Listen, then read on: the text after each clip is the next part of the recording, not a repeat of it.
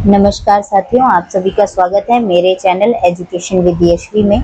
तो आज फिर से मैं आप सभी के समक्ष लेके आ गई हूँ एक बहुत ही इम्पोर्टेंट टॉपिक, जिसका नाम है वैल्यू एजुकेशन, यानी कि मूल्य शिक्षा। तो वैल्यू एजुकेशन है क्या? वैल्यू एजुकेशन सामान्य तौर पर कहें तो छात्रों के अंदर सही और गलत की समझ विकसित करने का जो कार्य है वो मूल्य शिक्षा करती है। बात करें हाई स्कूल में जो मूल्यों का जो विकास है वो अत्यधिक आवश्यक हो गया है, क्योंकि जैसे जैसे आजकल टेक्निकल दुनिया बनती जा रही है, व्यक्तियों के विचारों का उन्नत होना उसके लिए बहुत ही ज़्यादा आवश्यक है। यदि समाज अपने मूल्यों को साथ लेकर इन नई नई टेक्निक्स को, इन नई नई चीज़ों को अपनाएगा तो समाज की उन्नति समान रूप से और अधिक फलदायी हो सकती है। तो इसीलिए एजुकेशन के अंदर ये मूल्य शिक्षा जोड़ा गया। साथियों, सबसे इम्पोर्टेंट बात कि नेट जेआरएफ, सीटेट और बीएड एमएड की तैयारी करने वाले सभी छात्रों के लिए ये मूल्य शिक्षा जो टॉपिक है ये बहुत ही ज़्यादा इम्पोर्टेंट है। इसके बाद बात करें कि मूल्य शिक्षा का अर्थ क्या है और इसकी आवश्यकता क्या है। सामान्य रूप से कहा जाए तो मूल्य शिक्षा जो है वो छात्र के चरित्र का, कैरेक्टर का निर्माण करती है कि वो व्यक्ति कैसा उन्नत होगा, उसका कैरेक्टर कैसा निकल कर आएगा, उसका जो बेस है, उसका जो वैल्यू है, ह्यूमन वैल्यू, वो मूल्य शिक्षा के द्वारा बनाई जाती है। उसके बाद जैसा कि अभी मैंने कहा कि सही और गलत का फैसला करने का जो कार्य है वो मूल्य शिक्षा के आधार पर होता है। सामाजिक जो सद्भाव है, समाज में एक व्यक्ति को कैसे रहना चाहिए, समाज के प्रति कैसे भावनाएं होनी चाहिए, राष्ट्र के प्रति, राष्ट्र धर्म की जो भावनाएं होनी चाहिए, ये सब हम मूल्य शिक्षा के द्वारा ही छात्रों के अंदर विकसित होती हैं। उसके बाद यदि इसकी ऑथेंटिक परिभाषा की यदि बात करें तो ये विद्यार्थी के चरित्र और व्यक्तित्व का सर्वांगीण विकास करता है। मूल्य शिक्षा जो है वो छात्र का, विद्यार्थी का चरित्र और व्यक्तित्व का सर्वांगीण विकास करता है। उनके अंदर सही और गलत के बीच की जो भेद है उसको समझने की जो क्षमता है वो मूल्य शिक्षा के द्वारा विकसित होती है। इसके बाद जैसे कि अभी हमने आवश्यकताओं में बात की कि जो समाज में जो मूल्यों का ह्रास हो रहा है, इसलिए समाज में चाहे कितनी भी टेक्नोलॉजी आ जाए लेकिन समाज का विकास होना तब तक संभव नहीं है जब तक व्यक्ति के व्यक्तित्व, जो उनका व्यक्तित्व है, उनके जो व्यक्तिगत मूल्य हैं, समाज के प्रति उनके क्या कर्तव्य होने चाहिए, उन मूल्यों का यदि उनके अंदर विकास नहीं है तो समाज में चाहे कितनी भी टेक्निक्स आ जाए, टेक्नोलॉजी आ जाए या कितने भी नए और सिद्धांत आ जाएं, लेकिन यदि मूल्य नहीं है तो वो किसी भी प्रकार का व्यक्ति का और समाज का उन्नति करने में संभव नहीं है। उसके बाद बात करें तो विद्यार्थी को एक जिम्मेदार नागरिक बनाने का जो कार्य है, समाज में एक जिम्मेदारी के साथ एक नागरिक का जो व्यक्तित्व होता है, उस व्यक्तित्व को एक विद्यार्थी के अंदर ढालने का जो कार्य है वो एजुकेशन, मूल्य शिक्षा के द्वारा किया जाता है। उसके बाद बात करें संवैधानिक मूल्यों की, तो साथियों संविधान में हमें बहुत सारे ऐसे मूल्यों की बात की गई है जिन मूल्यों का पालन करना एक व्यक्ति के लिए अत्यधिक आवश्यक है, उसके खुद की उन्नति के लिए भी, समाज की उन्नति के लिए भी। ये बात याद रखिए, मूल्य हमेशा व्यक्तिगत, आध्यात्मिक, सामाजिक मूल्य जो हैं वो इनके विकास के लिए ही होते हैं। आपके खुद के विकास के लिए मूल्य होते हैं, समाज के विकास के लिए मूल्य होते हैं। अपने खुद के शरीर के साथ साथ आपके मन के अंदर, आपके बाहरी व्यवहार के साथ साथ आपके आध्यात्मिक मूल्यों का विकास, आध्यात्मिक में जो अच्छी चीज़ों का विकास है वो भी आध्यात्मिक मूल्यों के आधार पर होता है। तो ऐसे ही संविधान में कुछ मूल्य दिए गए हैं जिसमें इन मूल्यों का पालन करना आवश्यक भी है और समाज के लिए अनिवार्य भी है, जो कि है लोकतंत्र, समाजवाद, धर्मनिरपेक्षता, न्याय, स्वतंत्रता और समानता। इन सभी मूल्यों के अंदर बहुत सारी भिन्न भिन्न धाराएं भी हैं जिनका ज्ञान होना, उनके विषय में आपको पता होना अत्यंत आवश्यक है, अपने स्वयं की सुरक्षा के लिए भी, और यदि किसी को आवश्यकता है आपकी सहायता की तो उसकी सुरक्षा के लिए भी आपको इनका ज्ञान होना चाहिए, इनका भान होना चाहिए और ये सभी मूल्य आपके व्यवहार में होने चाहिए। जो कि इन मूल्यों का जो प्रसार है वो सामाजिक समरसता और समानता को बढ़ावा देने के लिए किया गया है। एजुकेशन की फील्ड में जब हम समग्र शिक्षा की बात करते हैं, जब हम सर्व शिक्षा अभियान जैसे अभियानों की बात करते हैं, सबका पढ़ने का अधिकार जैसी बात करते हैं, बेटी बचाओ बेटी पढ़ाओ तक, ये सभी कहीं ना कहीं इन मूल्यों के आधार पर ही ये सारे अभियान चलाए गए हैं। महिला शिक्षा हो, चाहे पिछड़े वर्ग की शिक्षा हो, चाहे उच्च शिक्षा में सुधार हो, इन सभी कार्यों को मूल्य के आधार पर ही किया जाता है कि समाज की उन्नति के लिए शिक्षा का कैसा रूप सभी को समान अवसर के साथ प्राप्त होना चाहिए। ये राष्ट्रीय मूल्य ये निर्धारित करते हैं कि शिक्षा सभी के लिए समान हो और सभी को समान अवसर प्राप्त कराए।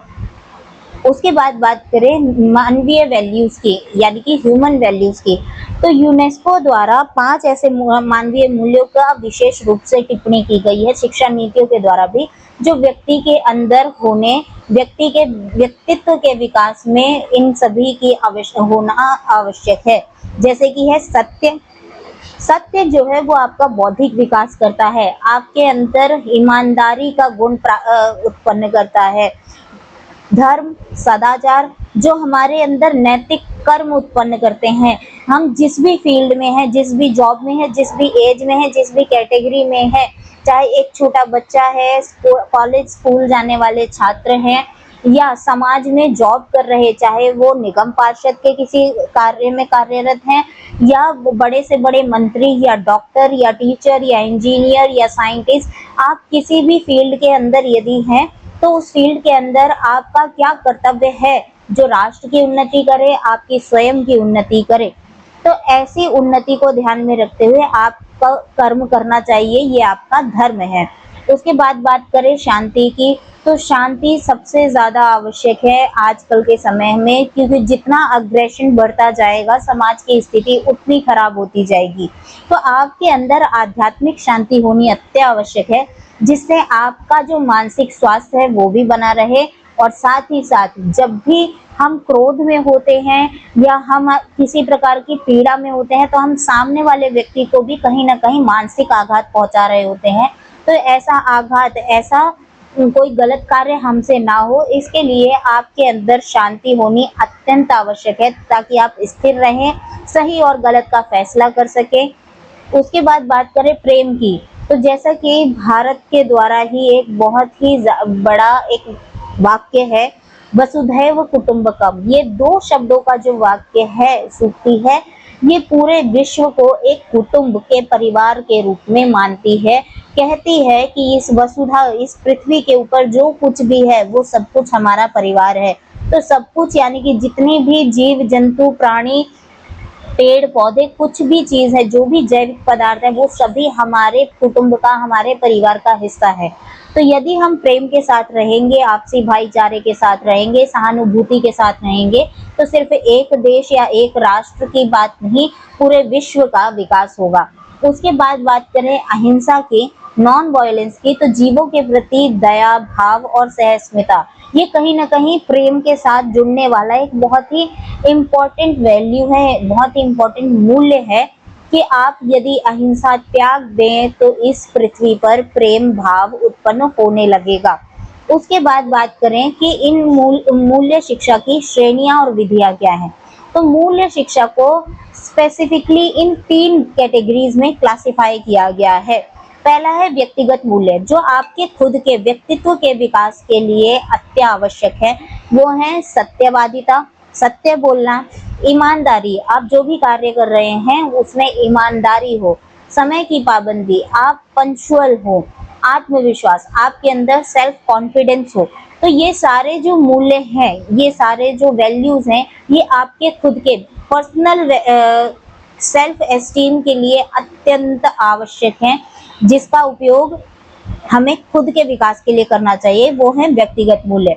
उसके बाद बात करें सामाजिक मूल्य की, तो जो समाज में सह अस्तित्व के लिए जरूरी है, मतलब समाज हम सभी से, एक एक व्यक्ति से मिलकर समाज बनता है। तो यही व्यक्तित्व, यदि व्यक्तित्व मूल्य आपके अंदर विद्यमान है, तो इन सभी का एक दूसरे के साथ सामंजस्य करके समाज की उन्नति के लिए कार्य करना सामाजिक मूल्य कहलाता है। तो ये सामाजिक मूल्य, सहानुभूति का मूल्य, कि दूसरे के प्रति आपकी सहानुभूति है। यदि कोई और कष्ट में है तो आप उसके कष्ट में उसका सहारा बने, उसके जिस हद तक हो सके सहायता कर सके, सहयोग की भावना, उसकी मदद करना, धार्मिक सहिष्णुता, सभी धर्म का पालन करना, सभी धर्मों का सम्मान करना। पालन आप अपने धर्म का कर रहे हैं, इसका अर्थ ये नहीं है कि आप दूसरे धर्म की निंदा करें।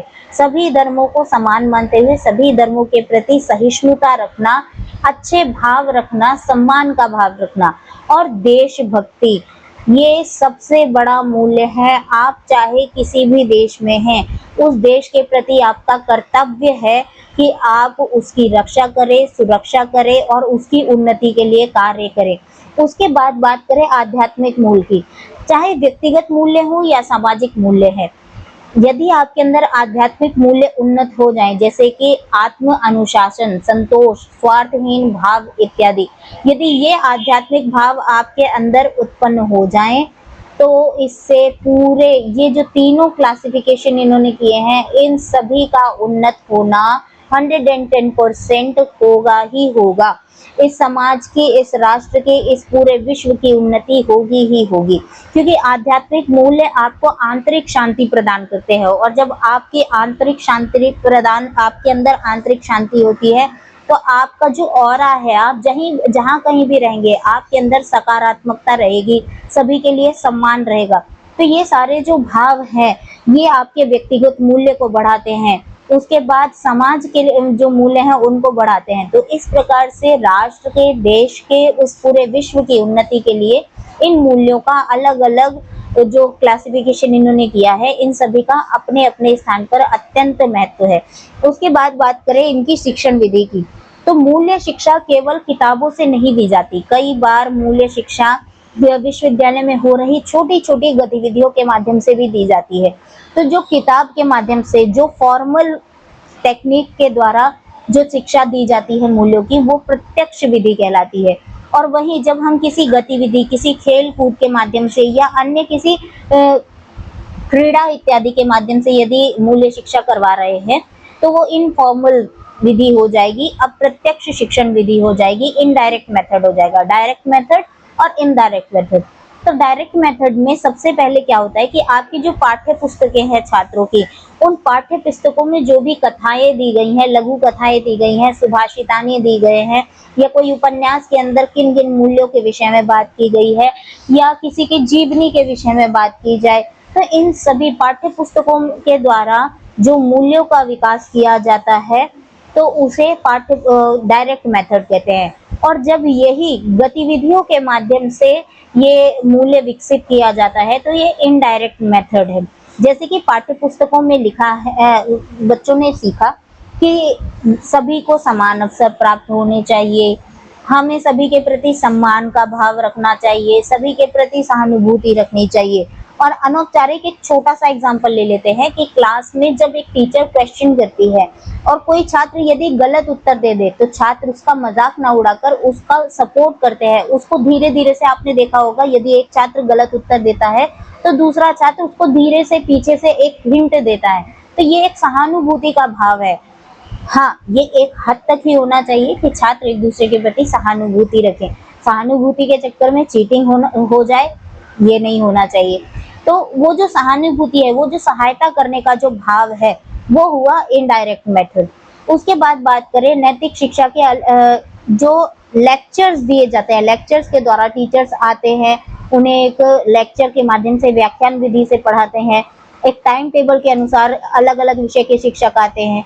तो ये जो है, ये उसका माध्यम है कि अलग अलग टाइम टेबल के हिसाब से अलग अलग विषय के टीचर्स आते हैं, वो छात्रों को उनके मूल्यों के विषय में बताते हैं। लेकिन जो अप्रत्यक्ष विधियां हैं वो खेल कूद के माध्यम से सिखाती हैं, वो गतिविधियों के माध्यम से सिखाती हैं। शिक्षकों का कैसा व्यवहार है छात्रों के साथ, छात्र सबसे बड़े ऑब्जर्वर होते हैं शिक्षक के, जब शिक्षक पढ़ा रहा होता है। इसीलिए शिक्षक को कहा जाता है कि उसकी वेशभूषा बहुत अच्छी होनी चाहिए, वेशभूषा साधारण और शालीनता से पूर्ण होनी चाहिए, उसके हाव भाव, उसके व्यवहार, बच्चों के प्रति प्रेम भाव होना चाहिए, सहयोग का भाव होना चाहिए, एक अच्छे मार्गदर्शक का भाव होना चाहिए।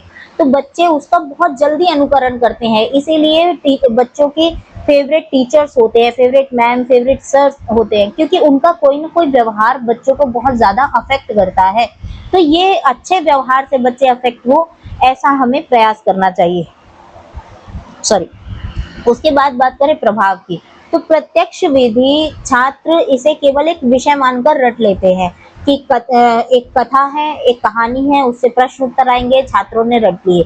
लेकिन जब अप्रत्यक्ष विधि होती है, तो जब शिक्षक के द्वारा किया गया कोई व्यवहार या खेल कूद में उत्पन्न हुआ कोई एक अच्छा मूल्य, अच्छा गुण छात्र के अंदर होता है, तो वो उसके अवचेतन मन पर गहरा असर करता है कि वो उसके अंदर एक व्यवहार के रूप में निहित हो जाता है वो गुण, और वो स्थायी प्रभाव होता है। अर्थात सिर्फ उसी खेल कूद में नहीं, आगे अन्य भिन्न भिन्न स्थानों पर वो छात्र भिन्न भिन्न प्रकार से उस मूल्य को निकाल कर लाएगा। जैसे कि स्कूल में छात्र ने देखा कि टीम वर्क में हम खेल कूद में एक दूसरे की मदद कर रहे हैं, बाद में वो किसी कॉर्पोरेट ऑफिस में गया, वहां किसी इंटर्न को या उसके किसी सहकर्मी को उसकी आवश्यकता पड़ी, वो किसी चीज में परेशान है, उससे कोई डॉक्यूमेंट नहीं बन रहा है या कोई दिक्कत आ गई है, तो उसमें उसका सहयोग कर रहा है। तो वो जो उसने बचपन में मूल्य विकसित किया था, वो आज एक जॉब में आने के बाद भी उसके व्यवहार में निहित है। तो ये जो स्थायी प्रभाव है, ये अप्रत्यक्ष विधि के माध्यम से आता है। और उद्देश्य की बात करें तो प्रत्यक्ष विधि का उद्देश्य है कि छात्र के अंदर बौद्धिक विकास हो, उसके ज्ञान का विकास हो, उसके बौद्धिक समझ का विकसित करना प्रत्यक्ष विधि का उद्देश्य है। और वही अप्रत्यक्ष विधि की बात करें तो मूल्यों को दैनिक जीवन में अपनाना, कि सुबह से लेकर शाम तक छात्र कैसे व्यवहार करेगा, टीचर से अब सुबह उठते ही अपने माता पिता को छात्र प्रणाम करे, अपने गुरुओं को प्रणाम करे, जिस भी धर्म से वो रिलेट करता है उस धर्म के लिए उसके प्रति सम्मान हो, और जो उसका कार्य है अध्ययन करने का वो स्वाध्याय करे। तो ये सारे कार्य जो उसके दैनिक जीवन में आ जाते हैं, ये अप्रत्यक्ष विधि के माध्यम से आते हैं। तो ये थी प्रत्यक्ष विधि और अप्रत्यक्ष विधि। उसके बाद इसकी बात करें कि मूल्य समेकन के महत्वपूर्ण चरण क्या है, कि ये मूल्य किस प्रकार से कार्य करते हैं एक व्यक्ति के अंदर। तो ये 4 प्रमुख चरण है। ये PYQ, ये पिछले नेट यूजीसी नेट की परीक्षाओं में पूछा गया बहुत बार, क्योंकि क्रोनोलॉजी से रिलेटेड बहुत सारे प्रश्न आते हैं। यूजीसी का एक पैटर्न बन गया है क्रोनोलॉजी का।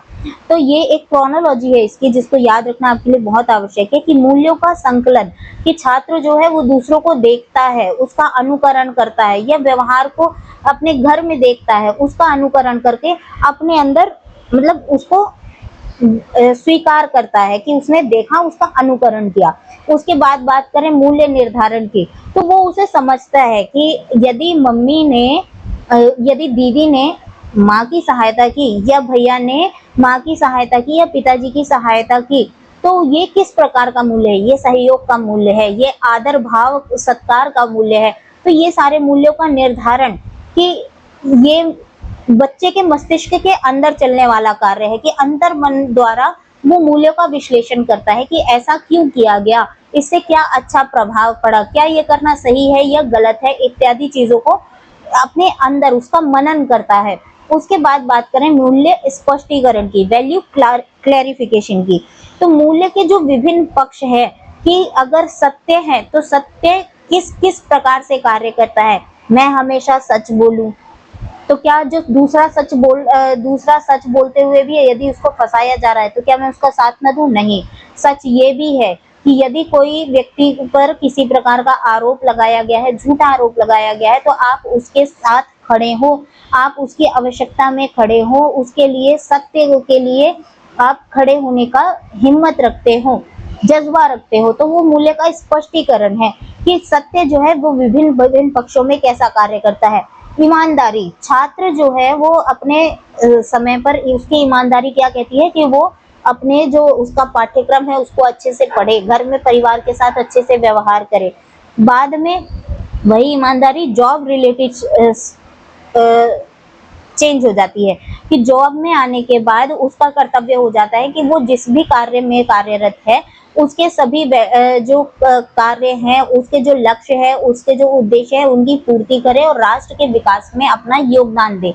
उसके बाद बात करें मूल्य समेकन की, जो इसका लास्ट स्टेप है, वो है एकीकरण, कि एकीकरण के माध्यम से मूल्यों को अपने जीवन का हिस्सा बनाना, कि उसने करते हुए देखा, लोगों को आचरण करते हुए देखा, सदाचार करते हुए देखा, उसको संकलन किया, उसको अपने अंदर सोचा, मस्तिष्क में फिर उसका मूल्य निर्धारण किया कि ये मूल्य क्या है, फिर उसके बाद उस मूल्य का स्पष्टीकरण किया कि ये मूल्य क्या, यहाँ आदर करना है तो क्या सिर्फ माता पिता का करना है, नहीं, समाज में आपसे बड़े जो भी हैं उन सभी का आदर आपको करना है, छोटों से प्रेम करना है, ये उसका मूल्य स्पष्टीकरण है।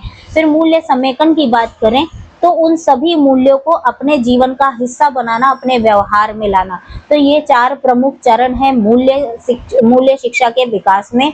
मूल्य संकलन, मूल्य निर्धारण, मूल्य स्पष्टीकरण और मूल्य समेकन, value collection, value assessment, value clarification और कंसोलिडेशन। उसके बाद बात करें कुछ अभ्यास प्रश्नों की, तो मूल्य शिक्षा का प्राथमिक उद्देश्य क्या होना चाहिए? तो मूल्य शिक्षा का जो प्राथमिक उद्देश्य है वो होना चाहिए कि सामाजिक, लोकतांत्रिक और मानवीय मूल्यों का विकास करना, कट्टरता व हिंसा को समाप्त करना। मतलब समाज की उन्नति, लोकतंत्र की उन्नति और स्वयं की उन्नति और समाज की उन्नति के लिए जो मूल्य हैं उनका विकास करना, और जो भी गलत कार्य है, कट्टरता, हिंसा इत्यादि को समाप्त करना। मूल्य शिक्षा के संदर्भ में अपेक्षाकृत सबसे उन्नत चरण कौन सा है? जैसे कि हमने अभी 4 चरणों की बात की थी, तो उन चरणों में से सबसे उन्नत चरण, एडवांस स्टेज कौन सी है? तो एकीकरण के माध्यम से मूल्य समेकन करना। जैसे कि मैंने कहा कि उन मूल्यों को पूरा अपने अंदर आयोजित करके उसको अपने व्यवहार में लाना, ये सबसे ज्यादा एडवांस स्टेज है मूल्य का। उसके बाद बात करें मूल्य शिक्षा किस विधि द्वारा सबसे प्रभावी ढंग से प्रदान की जा सकती है? तो जैसा कि हमने प्रत्यक्ष विधि और अप्रत्यक्ष विधि देखी थी, तो अप्रत्यक्ष विधि जो है वो शिक्षक के अनुकरणीय व्यवहार और मूल्यों के व्यवहारिक एकीकरण द्वारा छात्रों के अंदर सबसे प्रभावी ढंग से मूल्यों को विकसित किया जा सकता है। उसके बाद सबसे बड़ी इम्पोर्टेंट चीज आप सभी के लिए कि मेरे चैनल को प्लीज सब्सक्राइब कीजिए, और ऐसे ही बहुत सारी टिप्स और ट्रिक्स के लिए मेरे को फॉलो कीजिए, और जो भी आपके डाउट्स हैं प्लीज उसे आप मेरे कमेंट बॉक्स में जरूर देके जाएं। मैं सभी के कमेंट्स देखूंगी, और यदि आपके कोई डाउट्स हैं तो मैं पूरी कोशिश करूंगी मैं जहां तक उन डाउट्स को क्लियर कर सकती हूँ। और प्लीज अपनी तैयारी के साथ साथ दूसरों की तैयारी को भी मजबूत कीजिए, और इस वीडियो को लाइक कीजिए, मेरे चैनल को सब्सक्राइब कीजिए और अपने दोस्तों के साथ शेयर कीजिए। आप सभी का बहुत बहुत धन्यवाद।